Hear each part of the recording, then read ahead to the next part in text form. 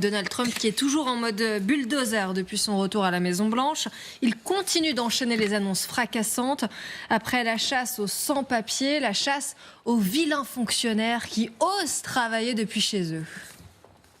Nous ne voulons pas qu'ils travaillent à domicile car, comme chacun le sait, la plupart du temps, ils ne travaillent pas.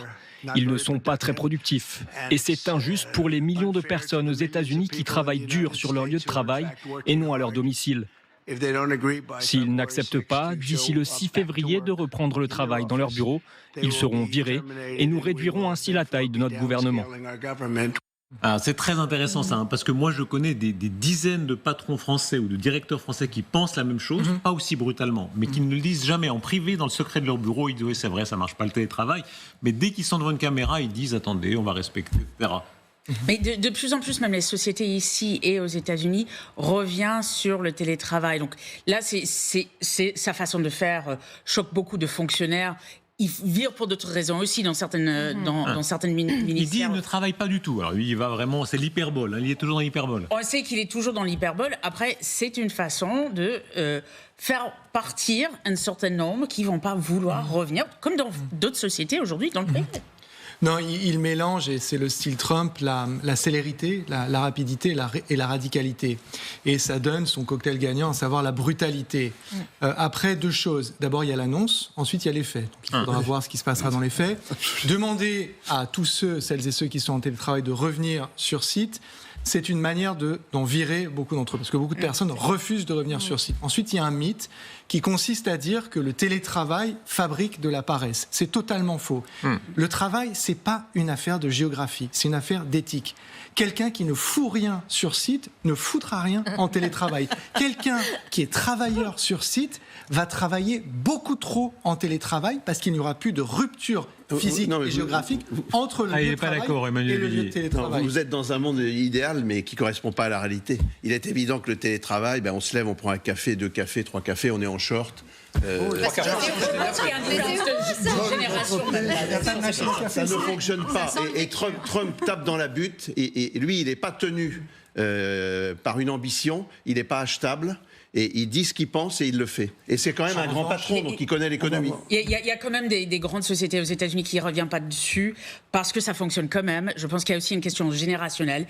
Il est d'une génération où il juge mal ça. C'est pas forcément toutes les générations qui pensent comme ça, surtout les plus jeunes. Et ça fonctionne dans certains cas. Ça fonctionne pas dans tous les cas. Et pour les fonctionnaires, dans certains domaines, très clairement, ça fonctionne pas. Il y a peut-être des choses à revoir. Oui, mais il y a des vérités qui sont immuables. Et moi, pour avoir dirigé des entreprises, des centaines de salariés dans des situations différentes, le télétravail, c'est vraiment une connerie. C'est extrêmement dangereux. Les gens ne se voient plus. Les gens ne se voient plus. Il y a une inefficacité qui s'installe. Mais encore une fois, on est dans un débat qui, pour moi, est vraiment un débat générationnel.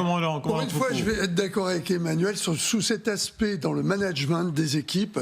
C'est les gens qui se voient plus. Ça, c'est terrible. Alors, on est bien placé pour savoir que on fait de la télévision, les gens nous voient là, donc on est capable de communiquer. La seule chose qui compte quand on est face à face physiquement, vous pouvez me toucher, vous pouvez me goûter. En revanche, vous pouvez m'entendre, vous pouvez me voir, vous pouvez m'écouter. Donc on a effectivement tout ce qui nous permet de communiquer. Et on a les outils aujourd'hui pour le faire. Dès les années 70, le Concorde avait été inventé exactement dans cet objectif, aller très vite pour pouvoir rencontrer les gens plutôt que le téléphone déjà. Il y a quand même un paradoxe parce que oui, ça, c'est la lutte de Trump traditionnelle contre ce qu'il appelle l'État profond, la volonté de dégraisser ce que nous on appelle en France le mammouth depuis le ministre de l'Éducation Claude Allègre. Et ça, c'est le Trump, on va dire, ultra-libéral, mais en même temps, il y a le Trump ultra-interventionniste, ultra-protectionniste, qui injecte 500 milliards dans l'intelligence artificielle, qui met des barrières douanières partout et qui menace tout le monde. Donc c'est quand même assez paradoxal. Et mais l'un n'empêche pas l'autre. On peut être très libéral pour ses intérêts intérieurs. Vous avez raison. Très protectionniste. D'ailleurs, nous en France, on est bien placé pour le savoir. Mais juste un mot sur... Parce que le débat, il a quand même évidemment une consonance. En France, là, on est en train de chercher 40, 50, 60 milliards. On se demande, est-ce qu'il faut taper les riches? Est-ce qu'il faut taper les retraités? Est-ce qu'il faut faire travailler les gens gratuitement? Ou est-ce qu'il faut, sabrer dans la dépense publique? Évidemment, il y a une grande partie de la classe politique qui est pour cette dernière option. Mais je rappelle quand même que oui, bien sûr, il y a des gains de productivité à avoir dans la fonction publique d'État, dans les collectivités collectivités territoriales. Quand vous discutez avec des présidents de collectivités, avec des maires, ils vous disent tous qu'il y a 5, 10, 15% à gagner. Mais n'oublions pas que dans le même temps, il y a aussi des services publics qui sont à la dérive. On a ici 2 militaires. Je crois que l'armée, elle a quand même besoin d'argent. La police a besoin d'argent. L'éducation nationale a besoin d'argent. Les hôpitaux ont besoin d'argent. Il y a un certain nombre de services publics qui sont quand même à la rue, excusez-moi. Le ton n'est pas là. Ils vont réduire brutalement. Musk arrive. Et surtout, il y a une carotte. C'est Elon Musk qui dit qu'il va proposer une indemnité. Vous trouvez que c'est pas suffisant? Alors, regardez d'abord ce qu'il promet. L'administration Trump va proposer aux 2 millions de fonctionnaires fédéraux de démissionner avec une indemnité de départ de 8 mois de salaire et d'avantages sociaux. Donc, ils sont payés jusqu'en septembre. Elon Musk continue, il dit qu'on estime que 5 à 10% des effectifs démissionneront, ce qui pourrait permettre de réaliser des économies de l'ordre de 100 milliards de dollars. Mais alors, c'est pas terminé, parce qu'il y a une précision du bureau des fonctionnaires qui dit « Alors, sachez juste que si vous décidez de rester, nous vous remercions de servir le peuple américain, mais à l'heure actuelle, nous ne pouvons pas vous donner toutes les garanties quant à la pérennité de votre poste. » Message Donc qui fait en gros, en fait, on s'en fiche du télétravail, mais dégagé. Voilà. Alors, vous nous avez rejoint, Louis Sarkozy. Merci beaucoup d'être avec nous en direct. On a, pour ainsi dire, bientôt, la proportion d'Américains est en train de monter sur ce plateau. Alors, puisqu'on a Gallagher, Elisabeth, alors vous n'êtes pas américain, pas de papier, mais enfin, vous êtes quasi américain de cœur, Louis Sarkozy. Est-ce que vous comprenez, ça paraît tellement loin des mœurs européennes, ce qu'a dit Trump. Ils s'en étaient pris à la mairie de Paris, a priori, on a une idée de ça. Ah oui, alors Louis Sarkozy, expliquez-nous le texte. Comment est-ce possible d'être aussi brutal du point de vue des Européens ? Écoutez, monsieur Rochebin, déjà, je suis américain de papier, français de cœur, mais américain de papier. Je tenais à vous le dire pour souligner mon objectivité sur le propos et aussi partager avec vous une anecdote personnelle. Figurez-vous qu'un de mes amis qui était fonctionnaire à USAID, donc une agence liée au développement étranger, vient d'être licencié. Donc c'est quelque chose de très réel qui affecte énormément de personnes. Donc il le fait, parce qu'on dit souvent Trump annonce et il ne le fait pas. Il le fait. Ah là, bah écoutez, c'est dans mon cercle d'amitié le plus intime. Donc effectivement, la réalité est complète et il y a un vrai changement. Alors quand je sors un petit peu de ce cercle intime et que j'essaie de parler de façon plus objective, c'est une mesure, bien sûr, que je supporte et que je trouve assez exceptionnelle. Ce n'est pas le rôle du gouvernement américain, ni du gouvernement français d'ailleurs, de donner un emploi à des légions de fonctionnaires qui n'ont pas une fonction absolument utile et essentielle, surtout dans nos États suradministrés et surbureaucratisés. Je pense que c'est un vent de fraîcheur dans les administrations américaines et Dieu sait qu'on en a encore plus besoin en France. Réaction sur ce plateau. 2 choses sur ce que... Vous êtes d'accord ou pas ? Non, je pense qu'en fait, alors le souci, si vous voulez, alors déjà il y a un débat sur la masse que représente, et la masse est un mot très inélégant pour parler de gens, de personnes. C'est-à-dire le souci n'est pas tant le nombre que la tâche à laquelle ils sont affectés, l'utilisation des fonctionnaires. Donc effectivement, si on a un sentiment de surbureaucratisation, c'est parce qu'il y a certains emplois nécessaires qui ne sont pas pourvus et ces gens pourraient faire ça, et d'autres qui sont surpourvus. Donc je pense que c'est plutôt une question d'allocation. Vous êtes très prudent là, mais à l'arrivée, c'est moins de fonctionnaires ou pas ? Non, c'est pas ce que j'ai dit. J'ai pas dit qu'il fallait moins de fonctionnaires. Ah non, mais lui, il en veut moins. Oui, j'ai bien compris. Oui. Non, mais c'est pas moins de fonctionnaires. La question, c'est mieux de fonctionnaires. Pardon.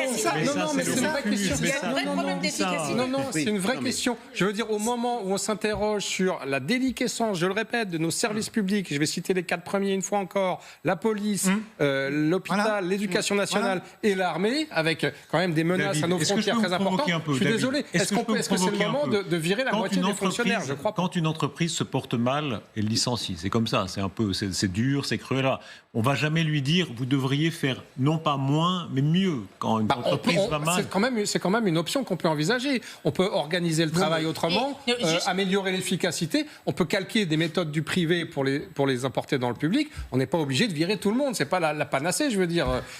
C'est un peu paresseux, comme disait l'autre. Comme disait Marine Le Pen. Voilà, vous citez Marine Le Pen. Voilà, pas forcément. Un Le Peniste sur ce plateau. Non, pas du tout, Darius. Ça tient en une phrase. Pour éviter la cessation de paiement qui pointe à l'horizon, il faut que l'État réduise ses charges fixes. Mais est-ce qu'on n'est pas plutôt sur un contrôle politique ? Enfin, je suis désolée, mais enfin là, est-ce qu'il n'y a pas un peu de ça, en fait, si vous voulez, chez Trump, au fond, là, il fait partir tous ceux qui n'ont pas envie de travailler avec lui, dont il ne veut pas.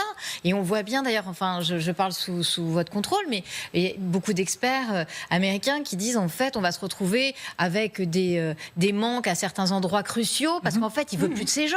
Donc si vous voulez, sous couvert du télétravail, Louis Sarkozy, je vois Louis Sarkozy qui prend la tête pendant que vous parlez. Il veut faire une Louis purge. Sarkozy. L'État français, si elle était une société, serait une des sociétés les moins bien gérées de l'histoire de notre pays. Permettez-moi d'être celui sur le plateau. Mais c'est une purge ou c'est pas une purge qu'il est en train de faire, Donald Trump, Louis Sarkozy? Non, ni une purge politique, ni une purge judiciaire, ni même un revanchisme sur ce point-là. Je ne dis pas qu'il n'y a pas de revanchisme dans le caractère trumpiste, certainement il y en a, mais dans le département d'efficacité gouvernementale, ce n'est pas ce qui se passe. Et c'est quand même exceptionnel parce que la dépense publique aux États-Unis, c'est environ 34% du PIB.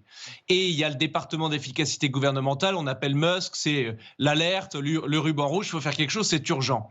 En France, c'est 57% du PIB, la dépense publique. Les gens noient sous l'administration. On ne comprend plus rien à comment cet État fonctionne. C'est le commandant Proutot. Oulala, le commandant Proutot entre dans la danse. Non mais Monsieur Sarkozy, il voit ça sous l'œil américain et transposable, mais c'est pas du tout transposable. On en a fait l'expérience.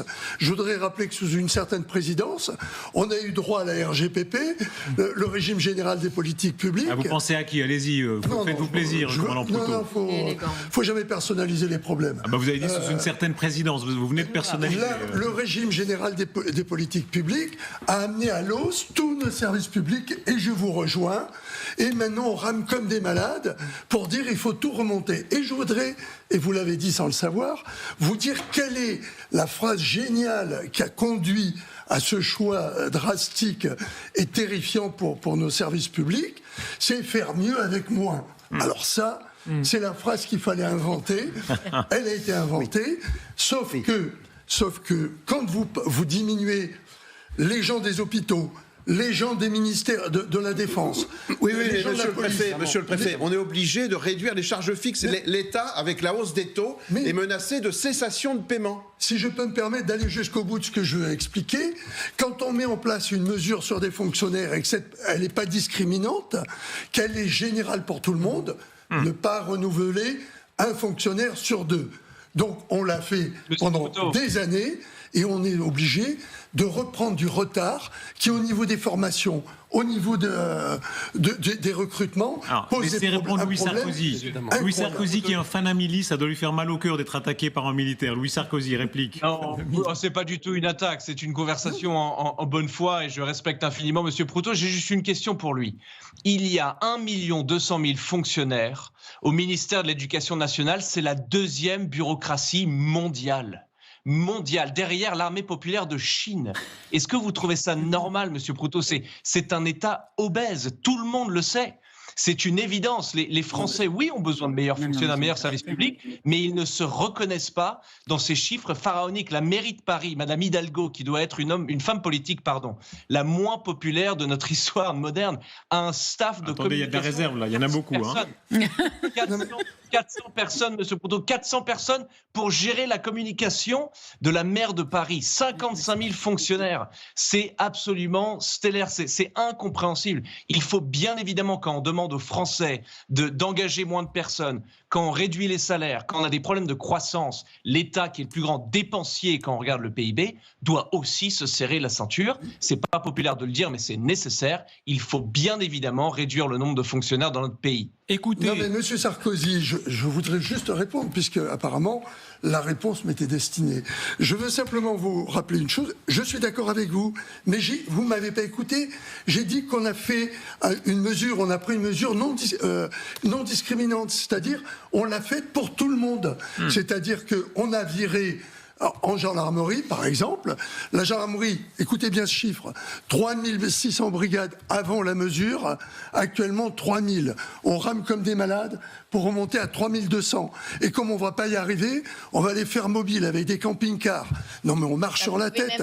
Alors qu'il y ait des ministères, des endroits, je vous rejoins, où il faudra effectivement faire des coupes drastiques, sûrement, mais pas mettre en place la mesure qui est imbécile, je le dis, qui a été mise en place le régime général des politiques publiques, qui a fait une mesure que tout le monde a trouvé géniale à l'époque, sans voir qu'elle allait taper tout le monde, y compris les services publics indispensables. On a trouvé un homme politique, moi j'en connais pas un autre, voilà, un homme politique qui dit on peut réduire, parce qu'en général on leur pose la question femmes politiques en France, ils disent ah oui mais non mais peut-être on ne sait pas, il faudra voir, réduire le nombre de fonctionnaires.